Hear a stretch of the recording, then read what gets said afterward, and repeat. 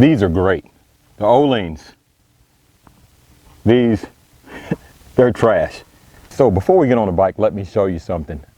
These are the stock Harley-Davidson shocks that come on the back, rear shocks. And you can tell that this one doesn't look like this one. You can adjust the dial here to set it in order to change the way it rides in the back. If you have a passenger on there, or if you have a lot of luggage on there, you can crank it up to make the ride stiffer and change it just right here. But you notice this one does not have anything on it like that. By the way, these are for street glides. It says low right here. Maybe for street glides and electric glide standards, I'm not sure, but it says low right here. You adjust it by turning this dial left or right. And if you want to find out how much you should turn it compared to your weight, check out the owner's manual and it'll give you those specifics. Now, you notice this one has nothing on it. So if you have one on each side, then why is only one adjustable? The Ohlins, you have to adjust each shock on the rear of the motorcycle. The stock Harley, you only adjust one. This one is a whole lot thicker than this one. And all right, let's go riding. I'll tell you more about it. All right, so we're out on the bike. It is a beautiful day. If I haven't said that, it is a beautiful day. I'm not going to take a long time to talk about the shocks. I just want to tell you how good they are. And hopefully you enjoyed this ride. If you want to know where I am, I'm on the backside of Oak Ridge, Tennessee, in a little place called Roane County, going on a road called 95. It's not Interstate 95, it's just a back road. 95 is the highway number. HD159s, the Ohlins. When I first got them installed on my motorcycle, I was so surprised because I didn't know how bad the Harley-Davidson shocks were until I got the Ohlins installed. Now everybody has always said, you know, hey, you need to change out the shocks on the back. You know, I got to be careful going through here because there's always deer, so I'll be real careful. He said, you need to get the shocks changed out on your motorcycle. You'll really appreciate it because you ride long distance. I said, well, okay, that's something I'll look into. So I was looking at a few brands. I was looking at Ohlins, of course, Legends, Progressive, and didn't realize that Ohlins USA was in Hendersonville, North Carolina, just a little over 100 miles away from me. I rode up to Ohlins USA and met Joey Sabrizi. Shout out to Joey if you're watching this. And he was telling me about the bike. And if you haven't saw that video, you're gonna have to watch that video. Back to the story. So Joey Sabrizi, he works for Ohlins. Real nice guy, very knowledgeable guy. When I went to the Ohlins factory, I guess you'd say, Ohlins USA in Hendersonville, he asked me a couple questions about my bike. He asked me how I ride. Do I ride two up? And do I pack a bunch of luggage when I ride? And just things like that. After he sat down and talked to me for a while, he told me that I needed the Öhlins HD159s. We did the install on it. He set the sag, he set the preload, with the springs. Okay, I gotta go backwards a little bit. He asked me, he said, Tall, your bike has 12-inch shocks on it now, and I want to put 13s on it, because if you put 13s on it, it'll raise the back up a little bit, and it will just make the ride that much better. It'll even out the ride. A Street Glide has 12-inch shocks in the back, and it kind of has, to use a truck term, a Carolina squat or a Cali lean or whatever, so that means it's higher in the front than it is in the rear. As far as performance, it just wasn't the best setup for it.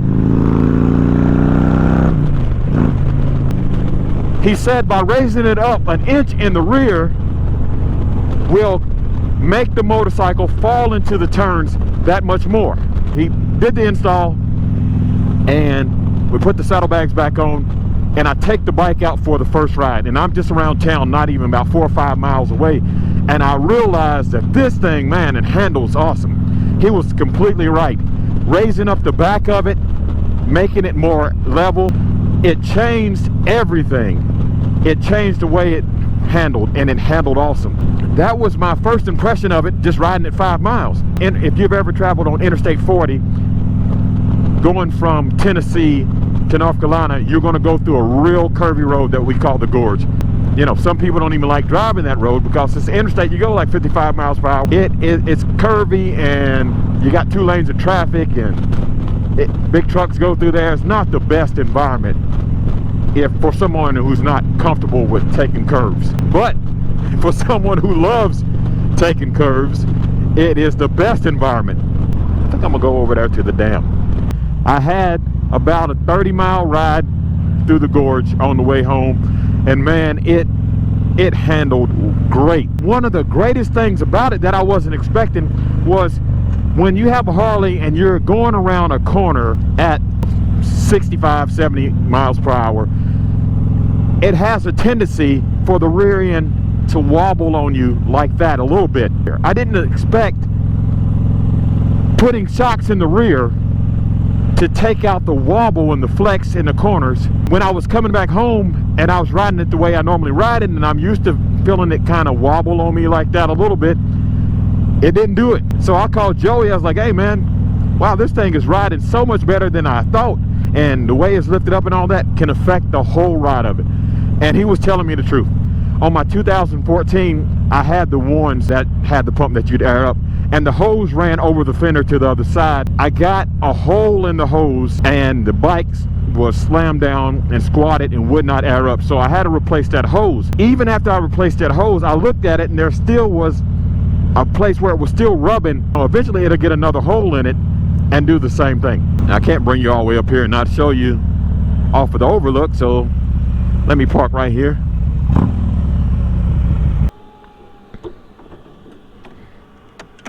I don't know if you noticed it or not, but my screen, my navigation screen, I needed to wipe it off. I hate that.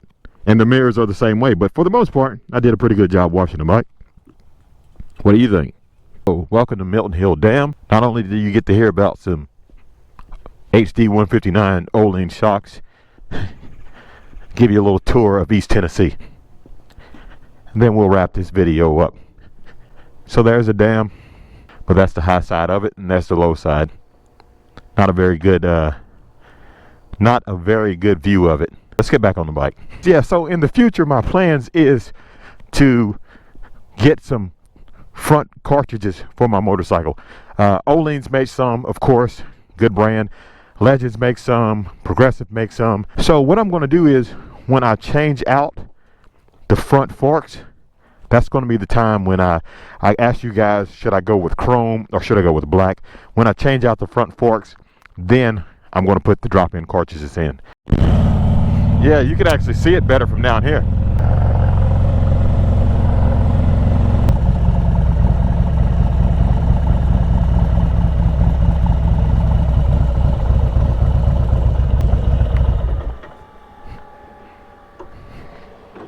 Oh man, I missed all kind of spots. Guys, so what I was saying is, if anyone has changed out the shocks on their Street Glide or their Road Glide or their Ultra or their Road King, put in the comments below. Let me know what you went with and why you went with that.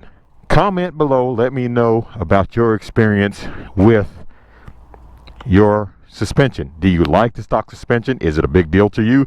Or did you upgrade? Is that one of the upgrades you did? And if you did upgrade, what brand did you upgrade with? Alright guys, so that is the video for today. I want to thank everybody for watching. Don't forget to check out the old Ohlins video from way back. Check that video out and you can see the install of it. And Joey explains how he set the bike up and why he set the bike up the way he did. Alright guys, don't forget to comment. And if you like this video, give it a thumbs up. And if you'd like to see more like it, please subscribe. Again, I want to thank you for watching. Don't forget to like, share, and subscribe. And as always, have a blessed day.